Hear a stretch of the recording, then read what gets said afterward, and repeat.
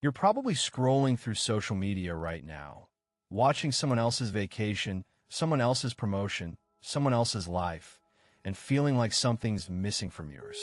But here's the question that changes everything. What if happiness has nothing to do with having more?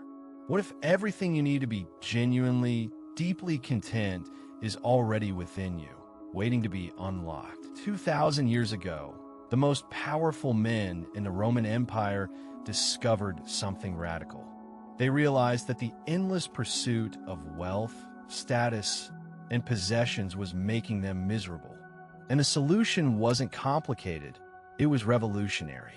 In the next 10 minutes, you're going to learn the Stoic secrets to contentment that wealthy emperors and enslaved philosophers alike used to find peace. This isn't about deprivation or giving up on your dreams.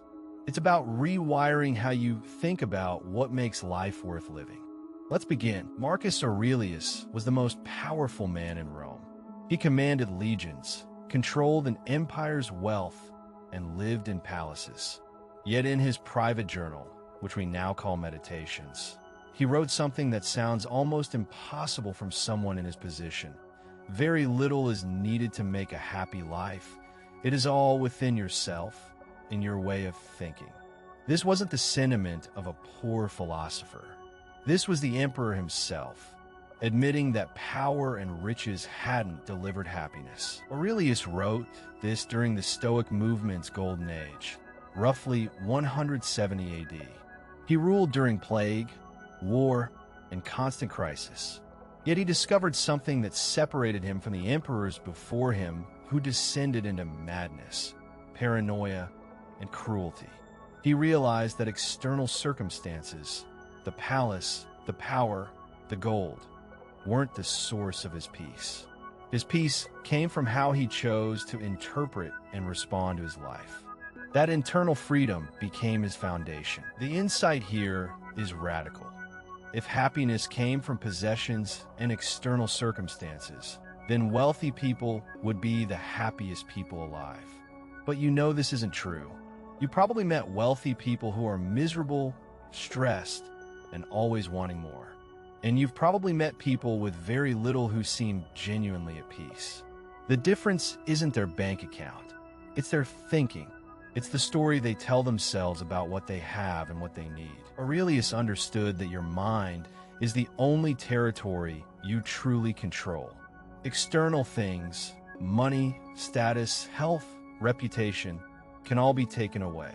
But your judgment, your values, your ability to choose your perspective, that's untouchable. This is where Stoic philosophy begins. Not with what you own, but with where you place your attention and belief. The emperor realized that a free mind is worth more than a treasury. And you have access to that same freedom right now. Now let's talk about money. Epictetus was born a slave in Rome. His leg was broken by his master. He owned absolutely nothing. And yet, this enslaved man became one of the most sought-after philosophers in the empire. People traveled to study under him because he radiated a kind of peace that wealth could never purchase. He taught, wealth consists not in having great possessions, but in having few wants.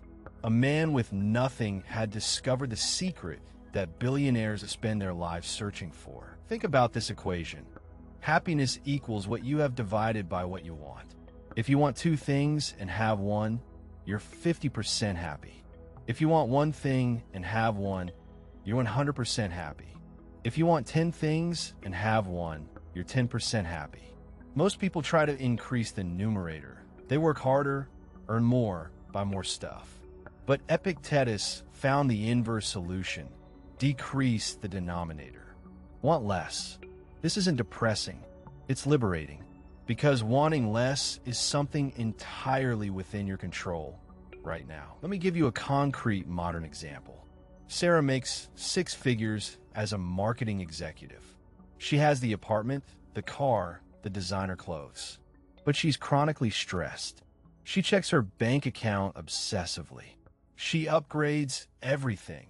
Her phone, her furniture, her wardrobe, chasing satisfaction that never arrives.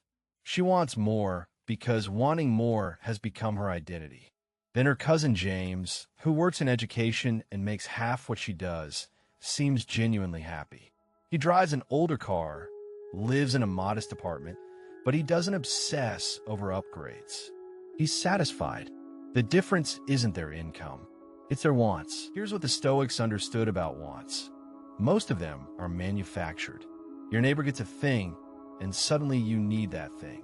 An advertisement shows you something you never knew existed, and now you feel incomplete without it. Marketing is literally the science of creating wants where none existed before. The Stoic practice is to examine each desire and ask, did I genuinely want this before I was exposed to it? Or was this one implanted in me by external influence? When you start questioning your wants instead of automatically pursuing them, your wealth, however much you have, suddenly expands. Because wealth isn't about money. It's about the gap between what you have and what you need. Seneca was wealthy, genuinely wealthy, which makes his philosophy even more interesting.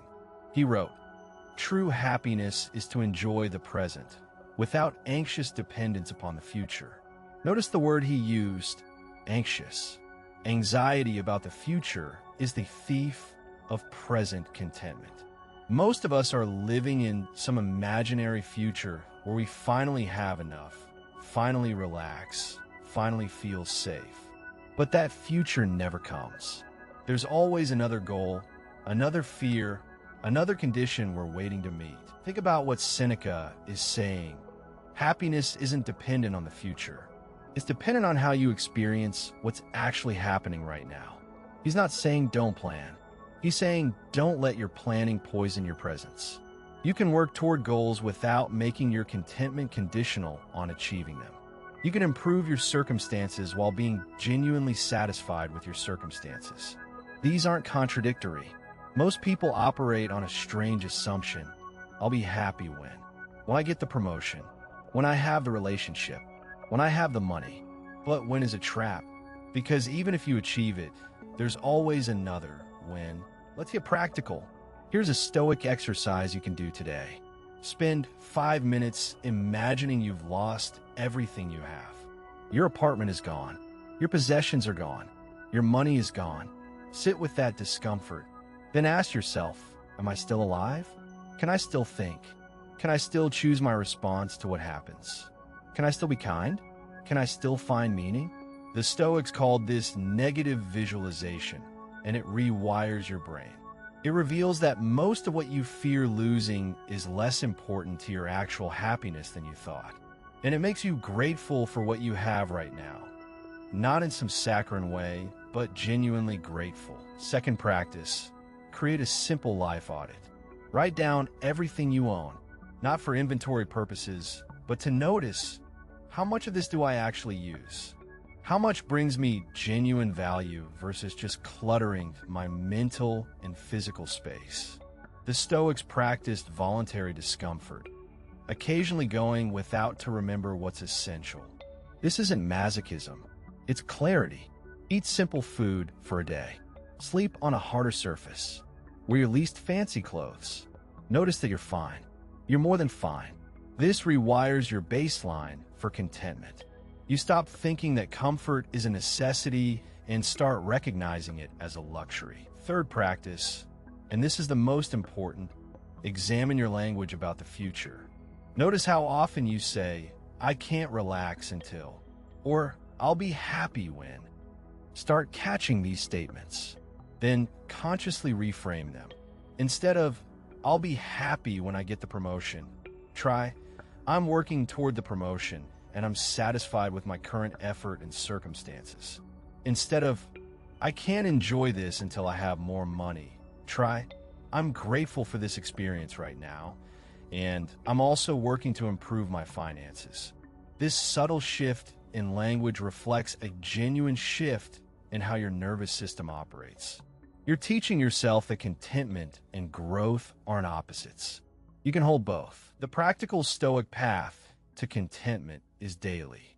Each morning, you might remind yourself of 3 things you have that you previously thought you needed to earn happiness.